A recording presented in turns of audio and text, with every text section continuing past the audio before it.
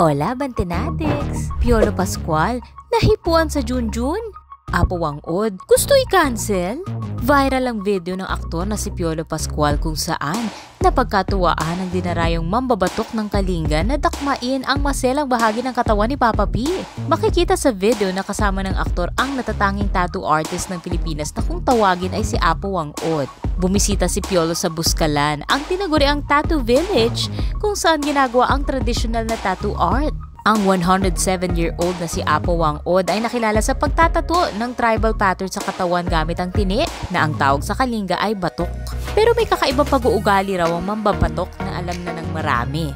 Nakasanayan na kasi nito mandakma ng Junjun ng mga kalalakihan na nagpapatato sa kanya. Kaya hindi lang ang tatak ng tradisyonal na tato ang magmamarka sa balat, kundi pati ang pandadakma na siguradong magpapa-unforgettable experience ng pagdalaw kay Apo Wang-od. Hati naman ang mga opinyon sa social media. May mga nagsasabing mali raw ang ginawang pagsalat sa junior ni Papa P. Pero may mga nagsasabi rin na kalma lang guys dahil katuwaan lang at walang mali siya sa ginawa ng matanda. May nag-comment din ng sana all na parang nainggit pa kay Apo dahil nahawakan nito ang pagkalalaki ni Piolo. Sa video ay mapapansin din na tila nagkakatuwaan lang sina Apo Wang-od at Piolo Pascual.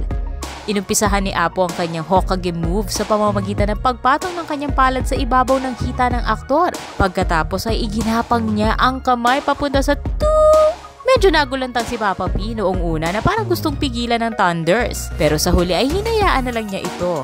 Matamis ang ngiti ni Apo Wang-od in red lipstick na feeling winner pagkatapos ng paghawak nito. Maririnig din ang kantyawan at tawanan sa background ng video. Nakascore daw ang mambabatok sa idol ng marami na si Papa P. May mga boses pang humihirit ng ulit, isa pa. Pero sa social media, may mga gustong i-cancel si Apo Wang-od dahil sexual harassment di umano ito. Kaya hindi raw yan nakakatuwa kahit na national icon pa raw ang may gawa. If a guy did this to a woman, we will be all up in arms.